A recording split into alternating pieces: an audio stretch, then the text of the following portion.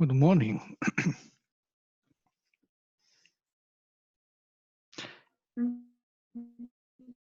Long time no see. Right. Can you hear me okay? I can hear you very well. Much faster from your room.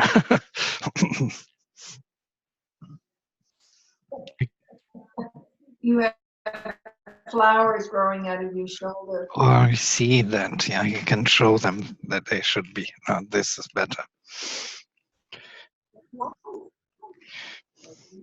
So, hi, Eric. Ah, there he is. Good morning. Good morning.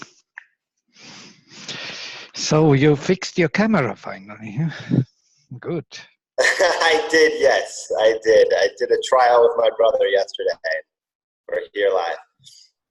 All right. Great. Thank you for this reflection and beautiful quotation from Sri Aurobindo. It's nice. I just read it now. Yes, it makes much sense. Great. Yeah, so this is the ideal which is bringing joy to our path. The goal is already present within our journey, which brings this joy of work and endeavor. And it makes sense. Mm.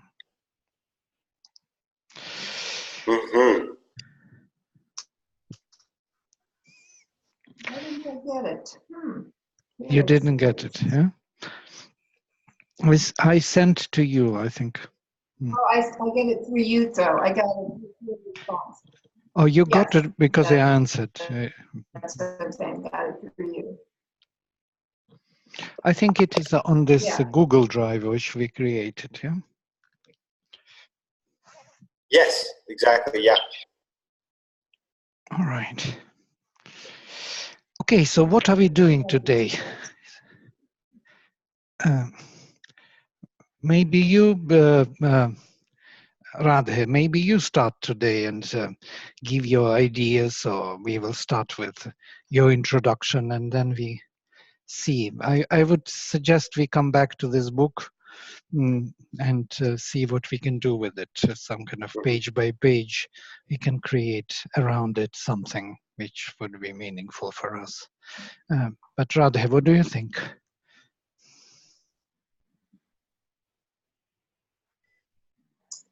Well, so I have been focused on two areas that I'll just share some thoughts and ideas. In those two, as I mentioned last time, the Mahashaktis, the four powers of the mother, I have been very drawn to, and I believe that there's lots of means and ways of integrating these powers into both our individual activity, right? So if the focus here is freedom or self-discovery or joy in activity, then what I'm looking at is how do these four powers, individually and collectively, assist us in the self-discovery process through activity.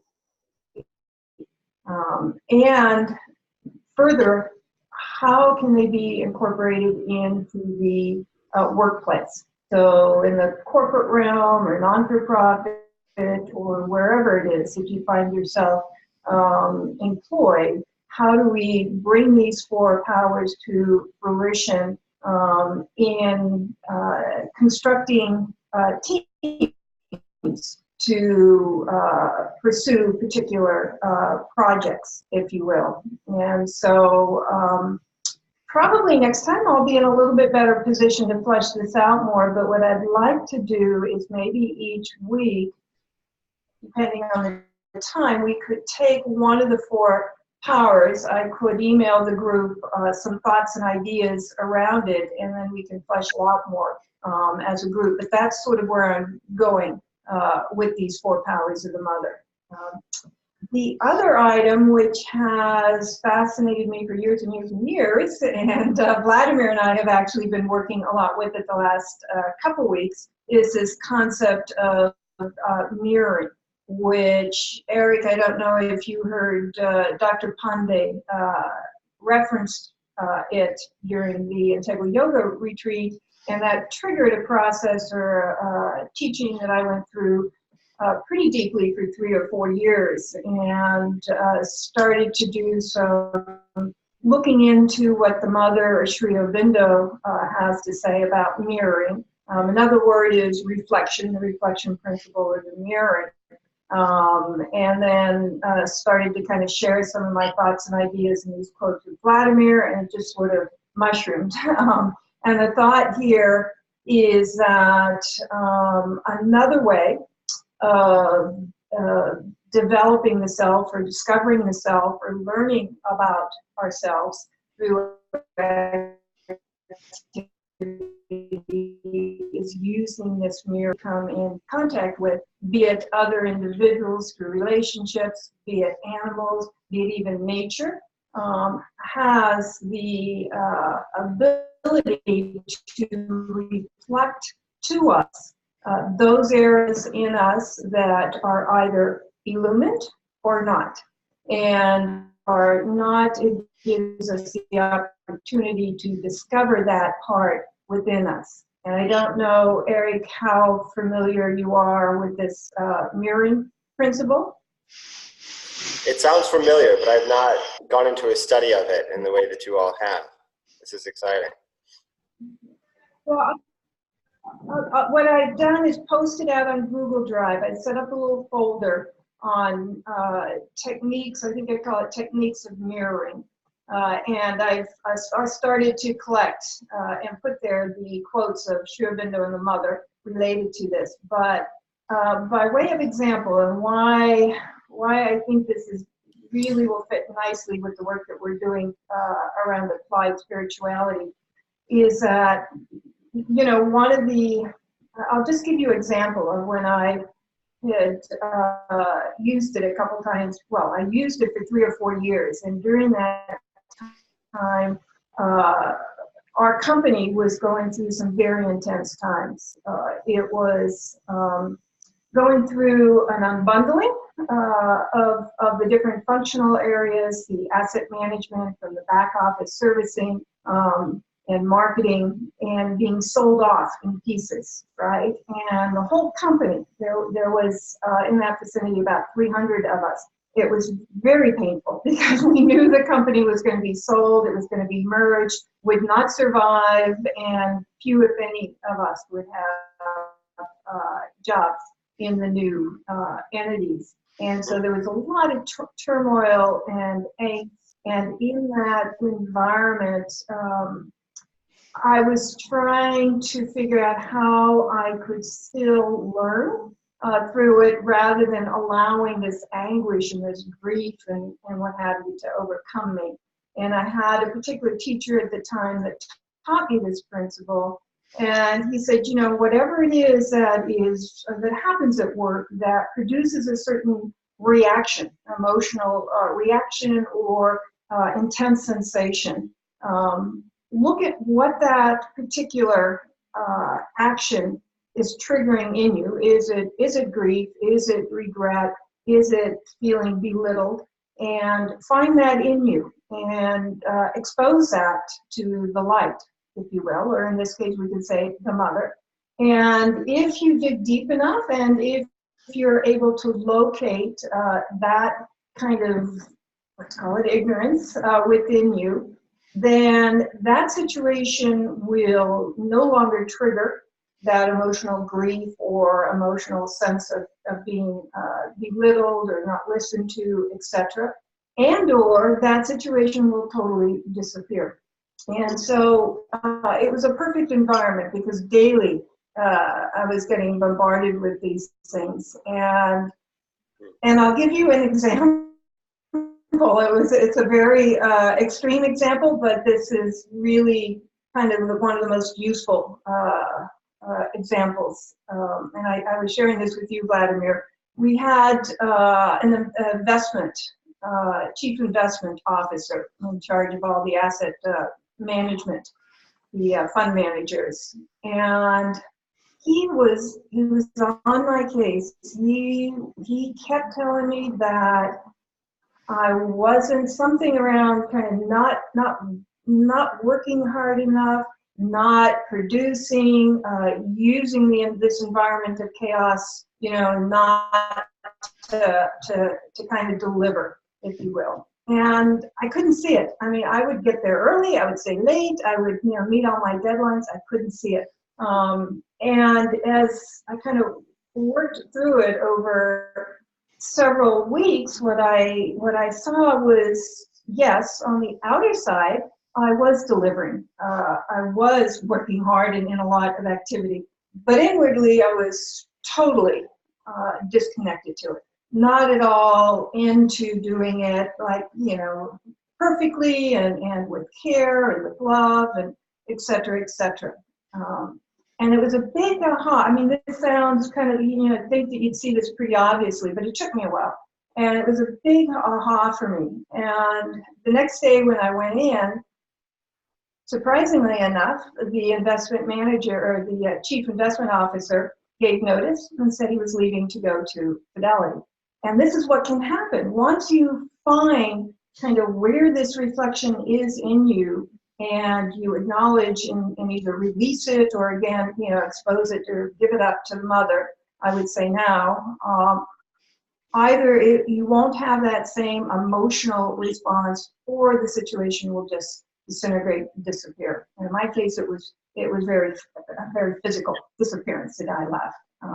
So, again, Vladimir and I have been kind of working with this, coming over across many different references, directly and indirectly, that the mother has in Sri Aurobindo around this principle. And for me, it's how to learn about ourselves through activity, right? It's the outer activity that's going to reflect and show us where we need to make progress, where the inner spiritual progress hasn't been made yet, or has been made, right? So it can be the positive also. If you're feeling compassion or love towards someone, that's reflecting that higher consciousness within yourself. So that's the second one that I've been spending some time with. And again, I think we can easily incorporate under applied spirituality or karma yoga. And I just open it up for any comments or questions or thoughts. Yeah, wow.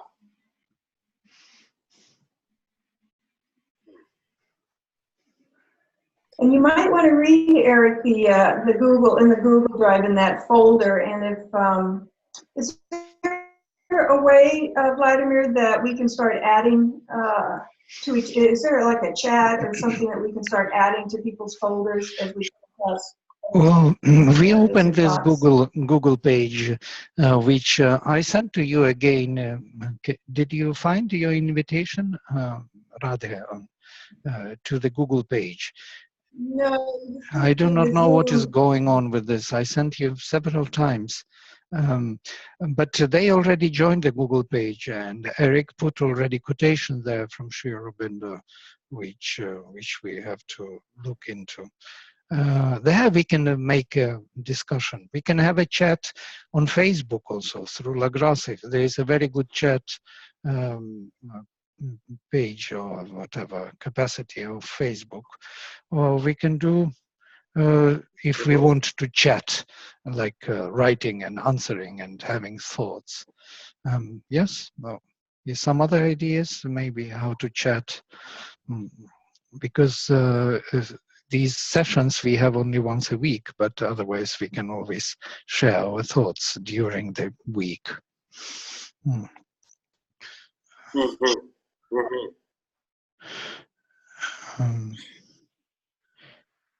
Or maybe on our website, on La Grace website, you can have a page for chatting, and we can really have the whole blog, create a blog where we can really discuss these things. maybe later open for wider audience. I do not know. We have to evolve, to develop. A few reflections. Maybe I will start with your proposal. That is what comes to my mind when you speak about 4 powers of the mothers. That was that behind this idea is the integral development or integral paradigm. How man has to become Chaturvarnya, yes? How he has to utilize all these powers of the mind, or the power of knowledge, let us say power itself, the bliss of exchange and service or work, skillfulness in work, Mahasaraswati. So once we become Chaturvarnya, we have a very full and a fulfilled life, which is much more interesting than just to work for money and then spend money somewhere for pleasure. So this is a great proposal, actually, to bring it to Karma Yoga, to make us fulfilled, realized on all the levels, not only on one level of activity, but in knowledge, power, and fulfillment in joy of life. This is one thought came to me. In the second, in the reflection, I got another thought, which was very interesting. When you got this realization that you were not totally involved, though you were delivering, actually this is the ideal for Karma Yoga. And here we will have a problem in general.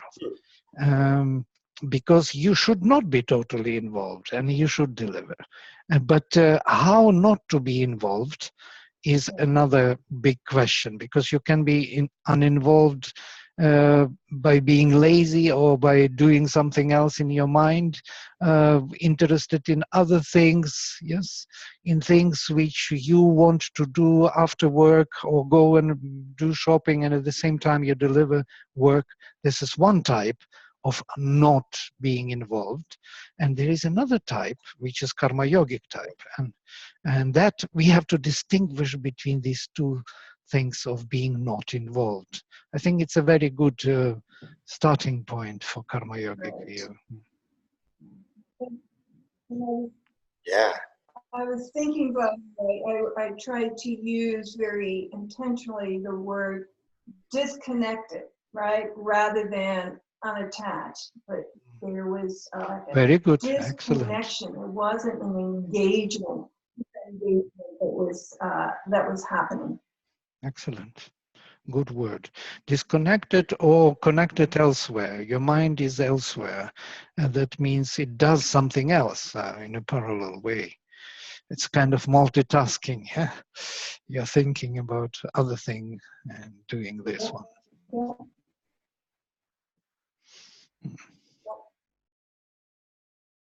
Yeah, Eric, you have some thoughts? I'll just add more. Go ahead. As you were speaking there, a little play on words came to my mind, which is to be in the work, but not of the work.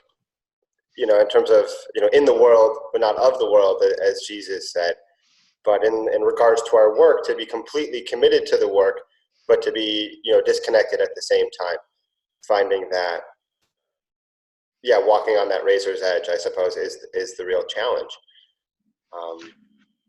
Yeah, karma yogic, the view I would just immediately add, because it kind of fits very well into what you say.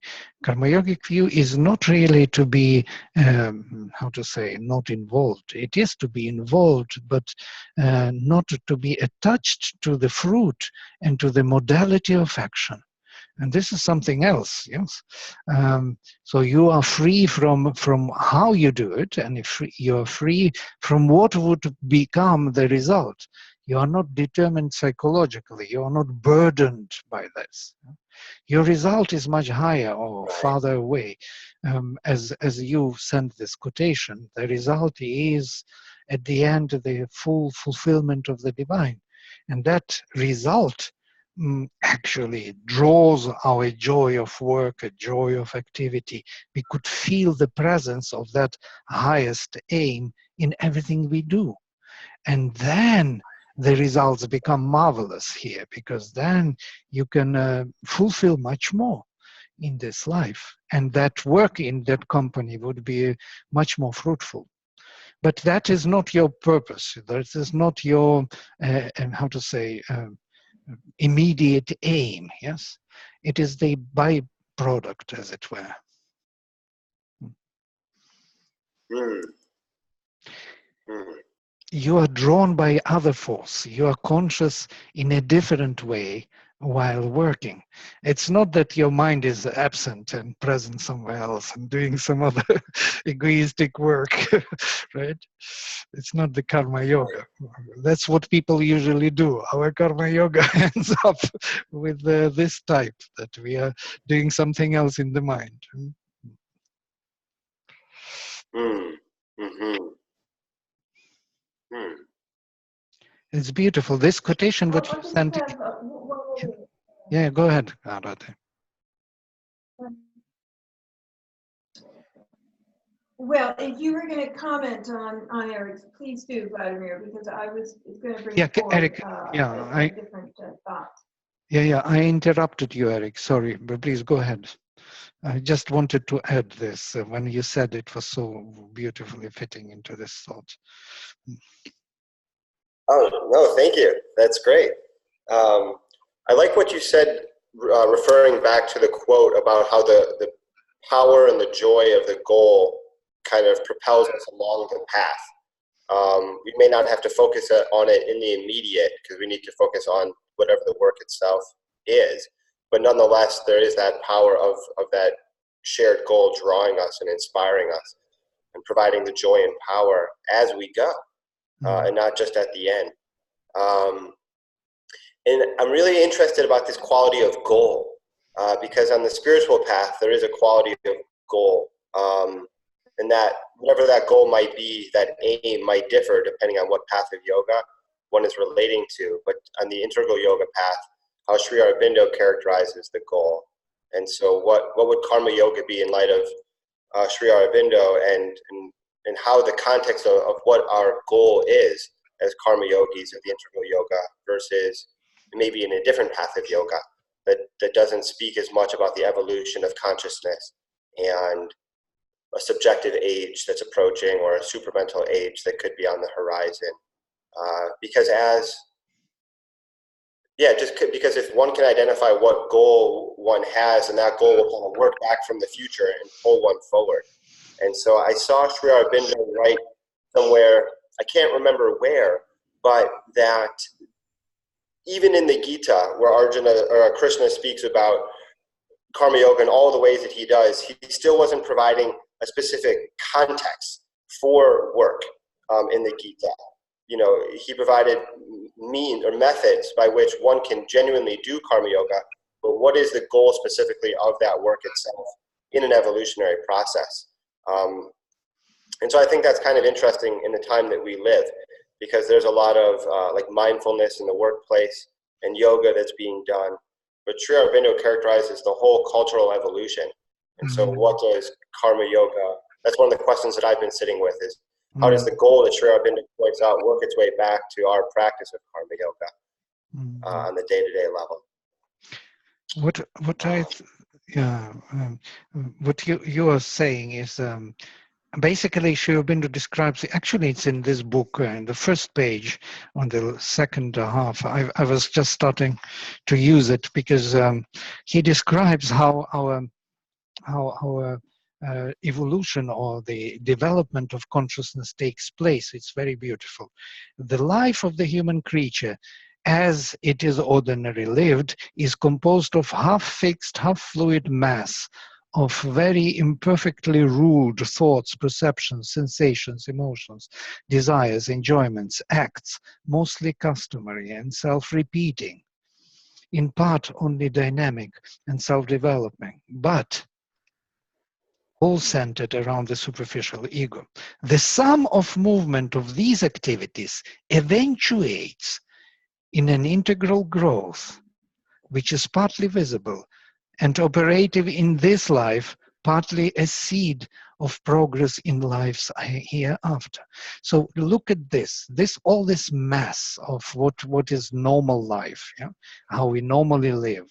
We're looking for enjoyments, for desires, for this, for that, for some thoughts, some ideas, some justice, whatever it is. All this mass is actually centered around ego, is conducive to the development of the spirit. In spite of it, spirit is evolving from within. It's all of it, yeah? And this is an amazing vision, because that goal is present constantly, whether we want it or not. We may not know about it, anything. Right. But if we know, it becomes something else. But if we don't, then we don't. And here he writes about knowing the goal. The universe is not only a material, but spiritual fact. Life not only a play of forces or a mental experience, but a field for the evolution of the concealed spirit. Human life will receive its fulfillment and transformation into something beyond itself only when this truth is seized and made the motive force of our existence and the means of its effective realization discovered. So if we are not motivated by that higher goal, then it's not possible to evolve in that. It seems that to become conscious of that highest perfection in matter is important. It has to become a motive force. And this motive force is karma yogic force.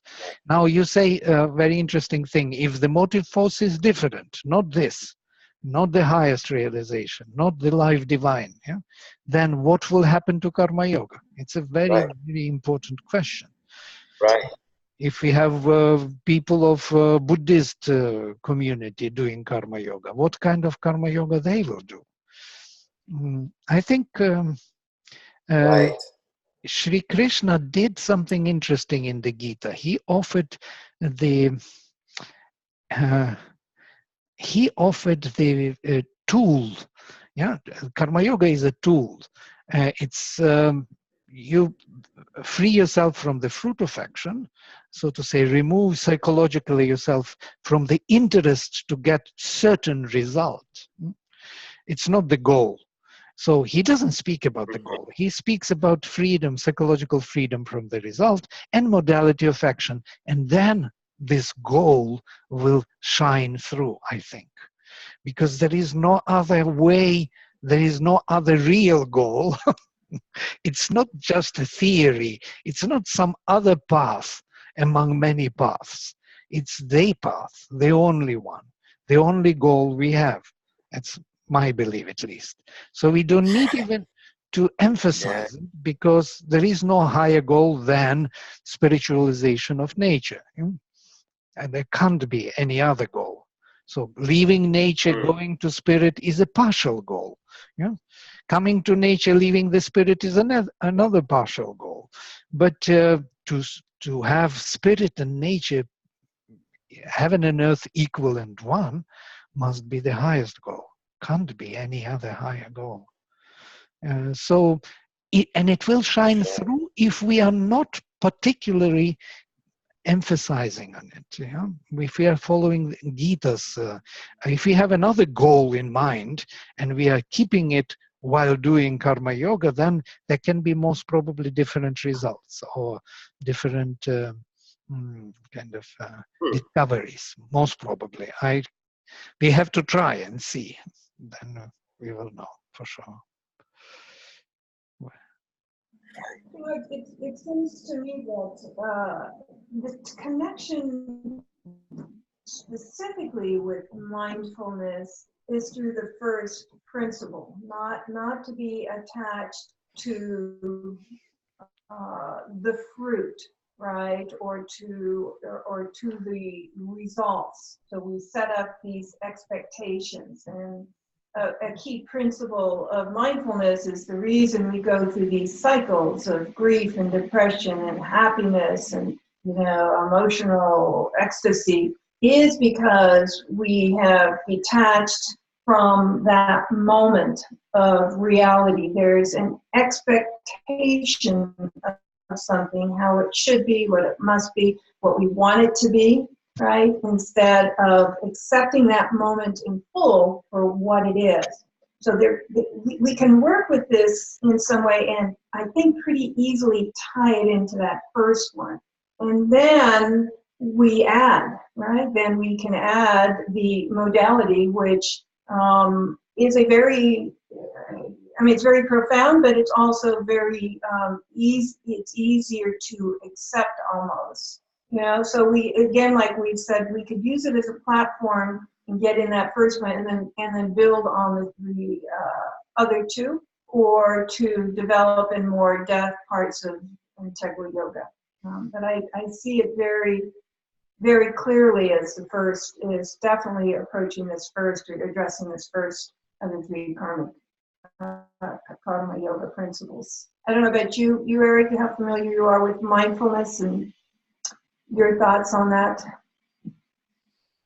I am not too familiar with it, but this conversation with the three of us reminds me of something you and I spoke about on the phone last week, about how mindfulness can provide a degree of detachment,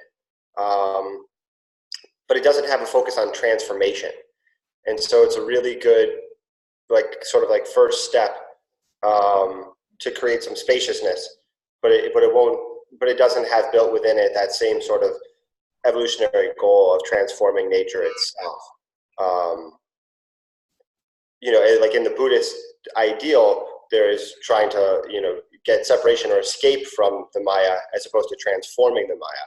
And the mindfulness can provide some of that space for detachment, but as a tool in and of itself, it doesn't necessarily put a focus or provides a means for the transformation, as Vladimir was just speaking about. Yes, it is. And there's a lot of mindfulness in the workplace right now too. And so the difference between mindfulness in the workplace versus applied spirituality in the workplace, as we're speaking about it now, could strike me as something that could be very drastically different. I just got an idea. I got an idea what mindfulness does, although I have very little idea of it. It is something similar to, you have to go to meditation to rest, to reconnect, to recharge, and then you go back to work. Huh? That's it. You be aware that you can recharge every time. You can be aware that you can step away or step back every time, and reconnect. Yeah, recharge. This recharging is important, yeah, but it's not the whole thing. And the same thing what you were saying that about the goal. You can correct me if I'm wrong about mindfulness, but if I'm not totally to the point. But about Buddhistic, for example, if you have different ideals, suddenly I just imagined that I have an ideal of nirvana. How would I do karma yoga? Yeah? I would do it with a view of getting into the out of this world. Yeah, I would be, for me, this would be the means to realize myself out of this world. This world becomes, so to say, and everything in it becomes only the means of me getting out. So there must be some different correlation, different goal. If I'm working and my highest ideal is not to be born again, then how would I really, how my energy would flow here? Maybe it will flow anyhow. Maybe this cheating ideal, this cheating goal is only one goal on the way, is the first goal of me being free. Freedom is the goal of karma yoga, by the way. So most probably they will overlap and play well together, maybe. Yeah. Though there are certain, I'm not sure, till certain moment they will play, but later they will be contradicting to, there will be specifics coming in work, which I will have to take care of in a different way. Otherwise I will lose the perfection in work. Yeah, I will do something else. I will simplify the life outside to the extent to make myself free. I will not make it more harmonious and complex and rich. I would be not interested in making life rich and experience rich outside with this ideal of nirvana as the final goal. Maybe. It's just speculation. It's just imagination. Okay. Yes, Radhe, you wanted So I to say think it's something about mindfulness. Yeah, I can see. well, no, just in general in the discussion, yes, mindfulness, but in general in the discussion. So I think this is important that we start to flesh out the different perspectives that someone may come from, whether it's Buddhism or Christianity, etc., and how that fits or doesn't fit, or where the disconnect is with applied spirituality or Karma Yoga, and how to help bridge it, right?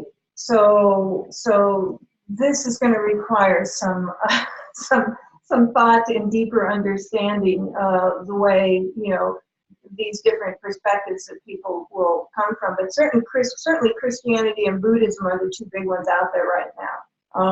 And we've even seen for mindfulness, you know, these are, and our Integral Yoga talk, you know, this is sort of the background that people are coming to us from. And so how to meet them where they're at and then help kind of create a bridge into some of the Karma Yoga concepts, so it doesn't seem totally outrageous to them. I mean, there may be, you know, small steps. But what I was thinking of, Vladimir, when you were talking about the mindfulness, so, you know, a big one, not a big one, but one of the ways mindfulness is practiced is through walking meditation. How to stay in this observing, calm, peaceful, detached witness mode in activity, in action, right? So and you start with just walk meditation each time. So, you know, you and I have talked about, well, that's helpful to have that witness consciousness and not to be attached to the results of the moment. Oh, I'm doing it because to satisfy this.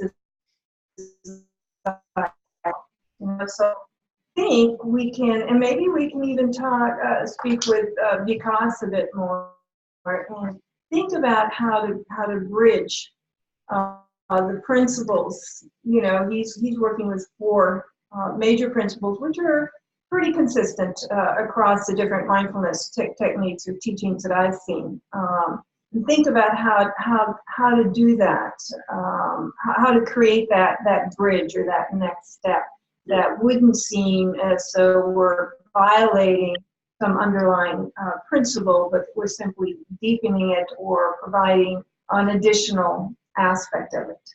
Yeah, very nice, very nice. I agree. Technique, Yeah. it's a technique, it's a technology which can be used. Yes, right. Yeah, Eric, yes. Right.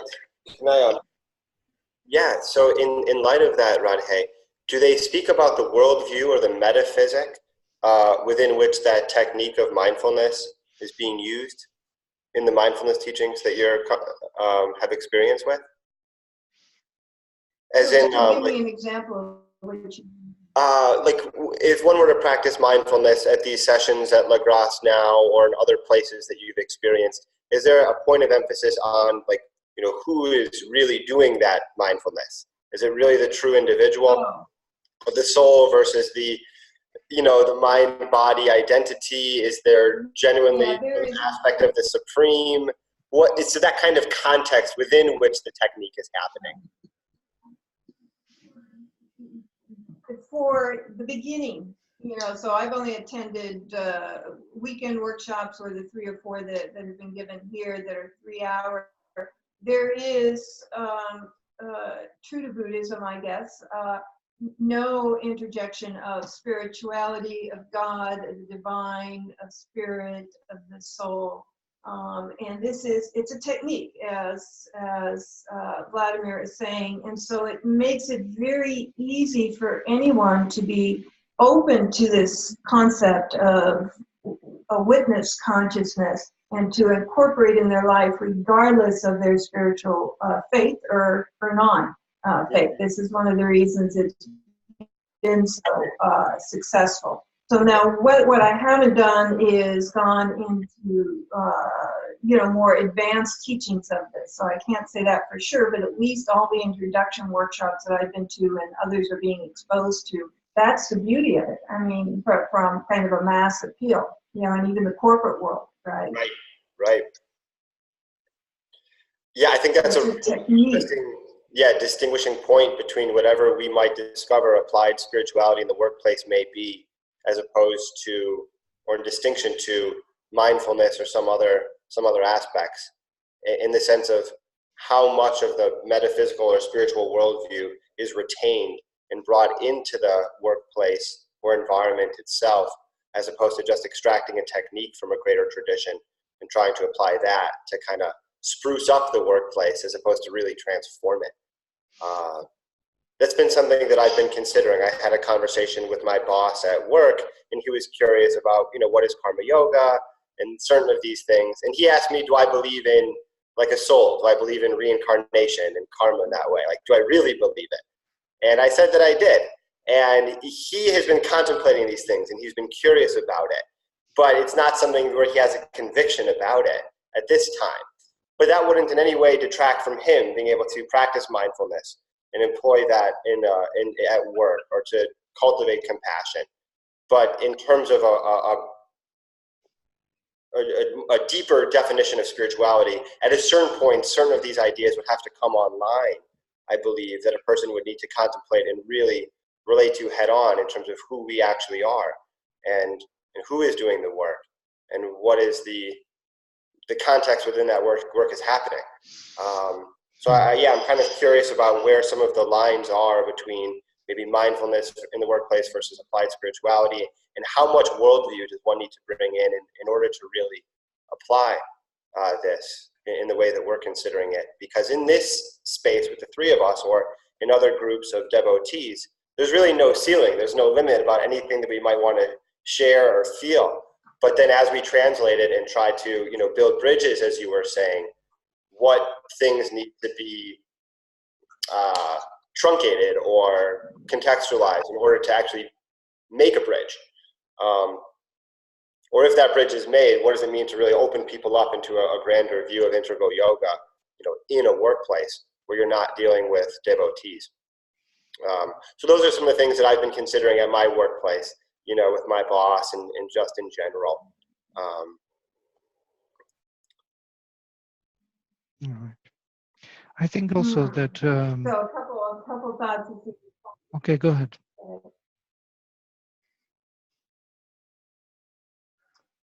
Well, I was just saying a couple of thoughts that came as you were talking, Eric, or questions really, is,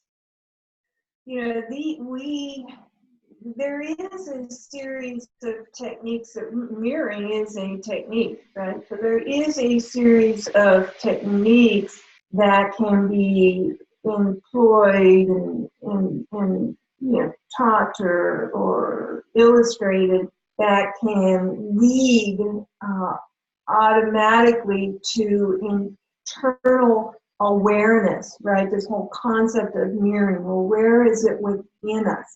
This perspective, there's something, there's an inner being, there's something, and how deep does that go? I think there is a way that we could take these certain techniques, and there would be a logical or reasonable progression of questioning, just like your boss. Where does the soul come in, or what's the higher, and then certainly at that point they may even sort of self-discover for themselves. It's not like we even have to, maybe, but what is this you're feeling? They can start to describe and feel and experience. It becomes experiential rather than a teaching that we put out there.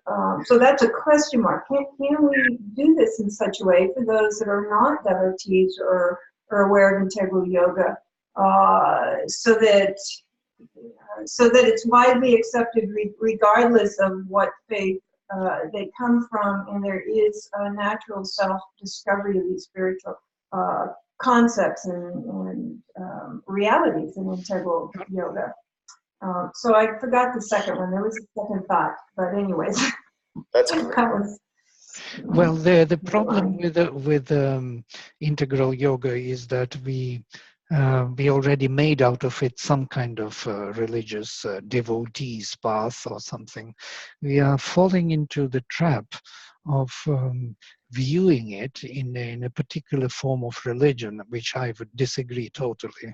So if we remove this kind of devotional element, which is very difficult to remove because all Indians are into it and they see it as a major element, and I understand them. This is the way how they do things, how they come closer to the source through identification with gurus, or through coming close and loving guru, but they don't love the ideal, they don't love the goal, they love the guru.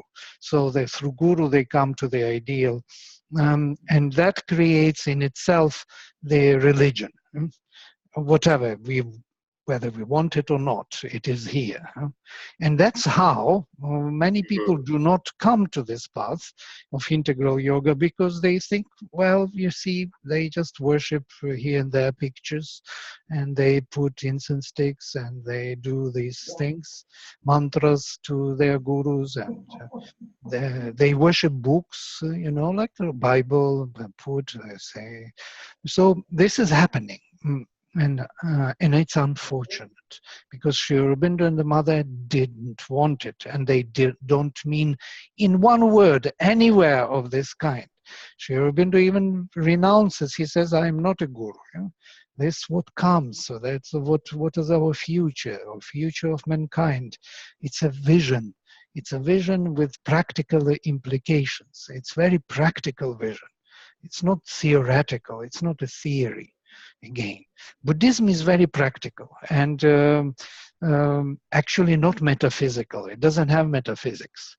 And that's why mindfulness also doesn't have any metaphysics. What they do technique, as Buddhism is also a technique. It's a technique. Yeah? Its philosophy is very poor, absolutely poor, to get rid of suffering, dukkha. How to get out of suffering. That's it. That's the whole metaphysics. Yeah? The rest, there is no God, there is no self. It's an atheistic, it's not even a religion. It's some kind of, I do not know.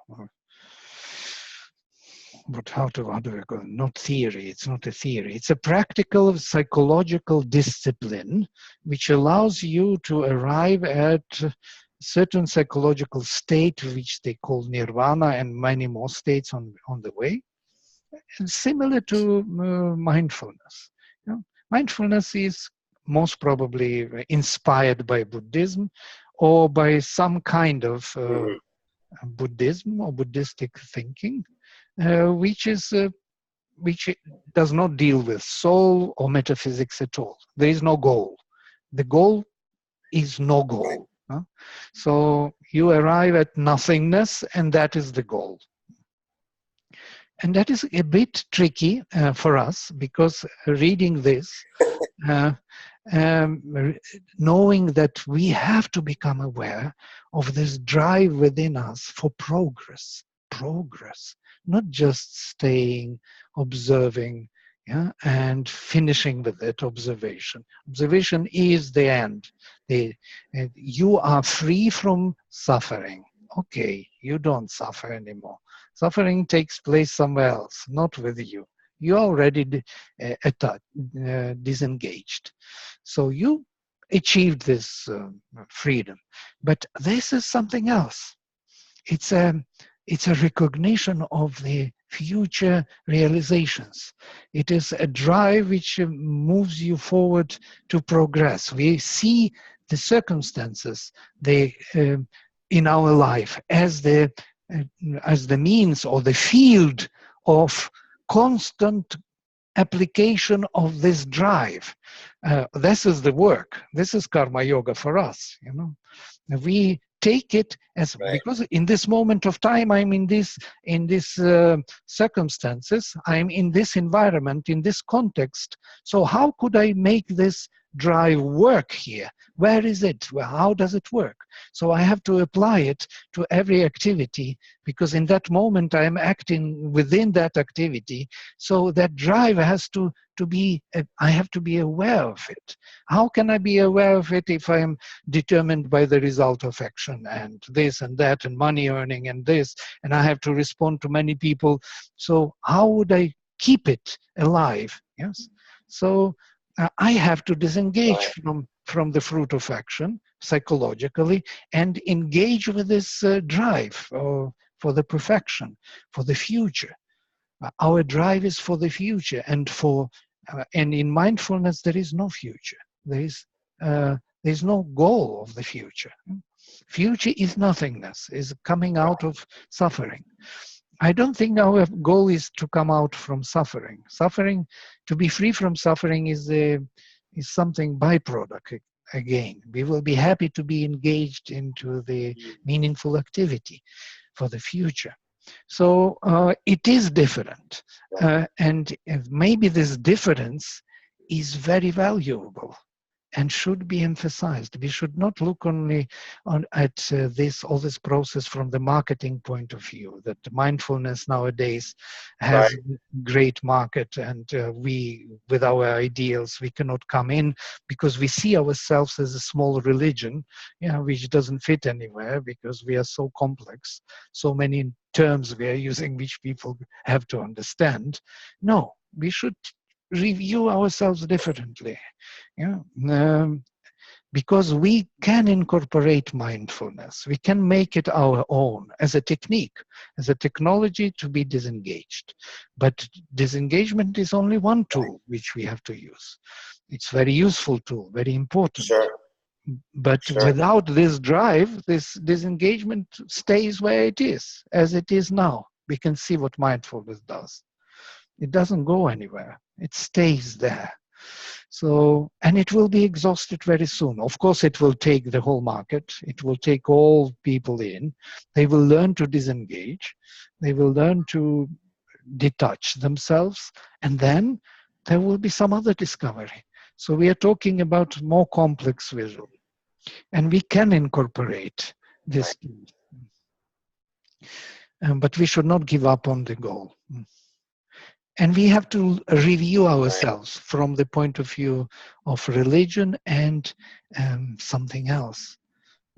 I do not know how to call our integral yoga.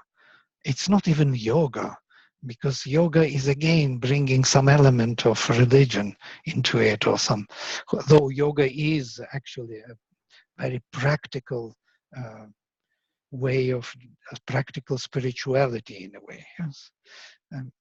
But how to call ourselves, I do not know really. What are we? What is this integral? What? We called it in our University of Human Unity integral paradigm of knowledge because we don't have really a word for it, and it's not knowledge only, it's life, it's more, it's action, it's integral paradigm of knowledge is only a metaphysical background, which gives you an integral view on things. It's not engaging you integrally in life and activity. So there are no words for it. Karma yoga is another word. Applied spirituality, yes, that was our new term. Applied spirituality.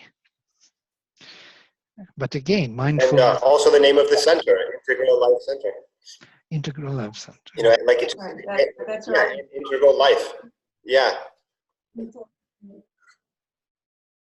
That captures the essence. It's not just yoga or a practice. It is a complete integral life, which would include all of those techniques and visions and goals for it to be integral ultimately. Yeah.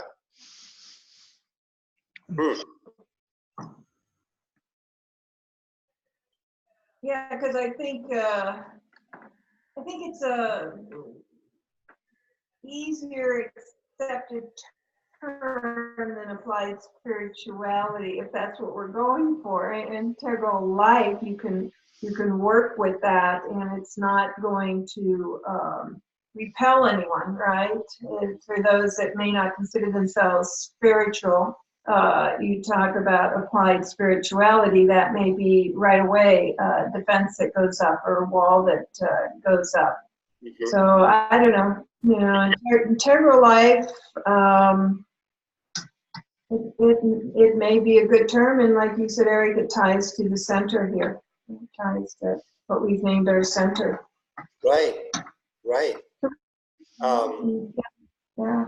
As you were speaking, you were distinguishing a few things that I think are really, really fascinating in terms of the technique itself of the witnessing and detachment, the vision or the worldview that technique may be occurring in, and then the quality of devotion, and how the quality of devotion that we've seen has come from a largely Indian context with respect to yoga. And the concept of the technique of detachment has come from a more of a Buddhistic context.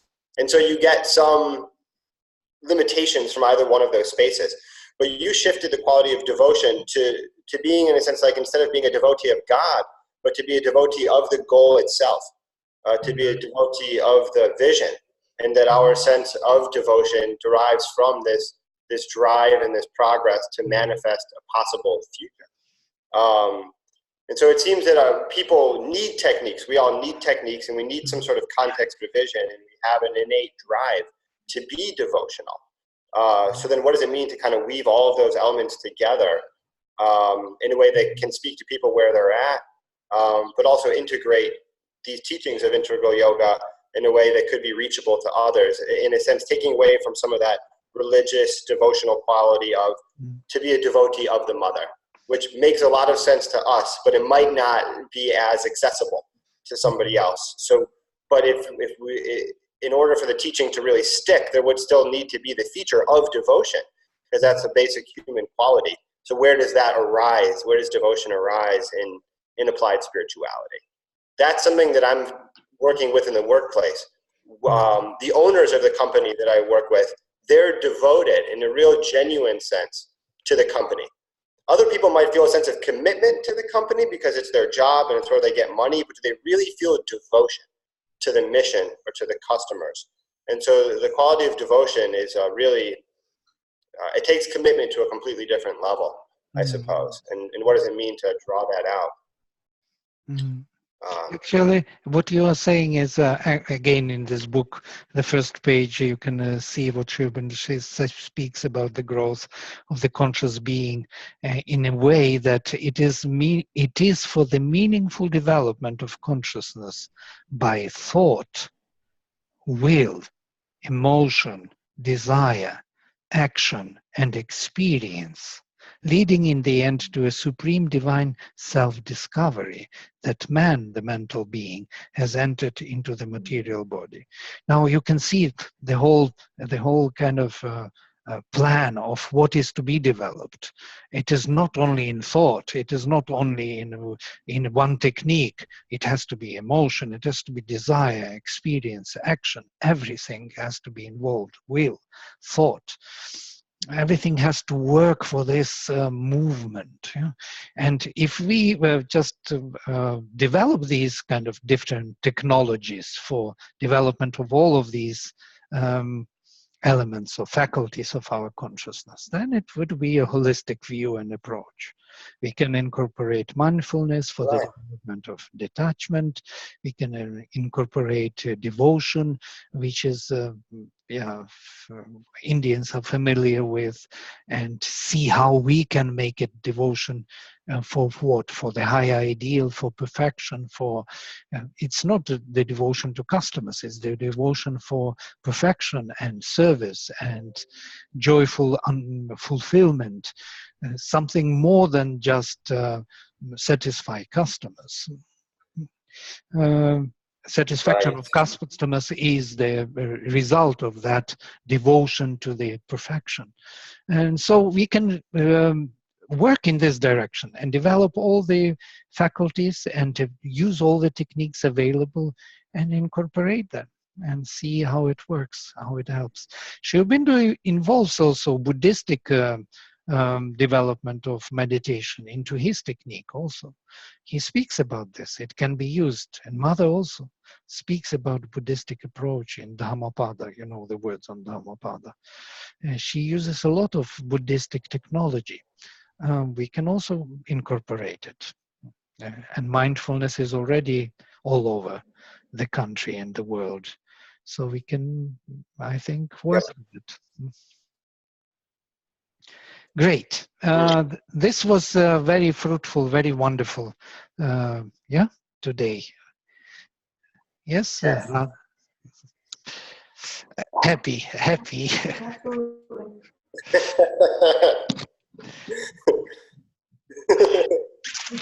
Scratching the head. No, this was great. This was great.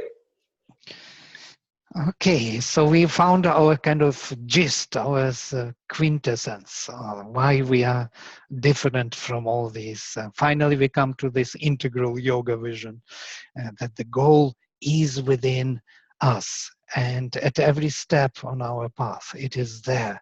And that goal in the future brings joy to our activities now, even though we are not yet there. That joy is present because the goal is there. We know about it already. This is the psychic being in us, which brings this joy because it knows where it goes. All right. Okay, so let us meet next time, and yes, share our thoughts on the Google page and Google Drive. On the Google Drive, we have a new folder created by Radhe for the four qualities for Mahashaktis. So we can also bring there our thoughts or some quotations or anything. I can bring the articles which were created before for Auroville and our research, what we did in Auroville. All right, so good. See you then. Yes, Radhe, yeah? You want to say something? Yes.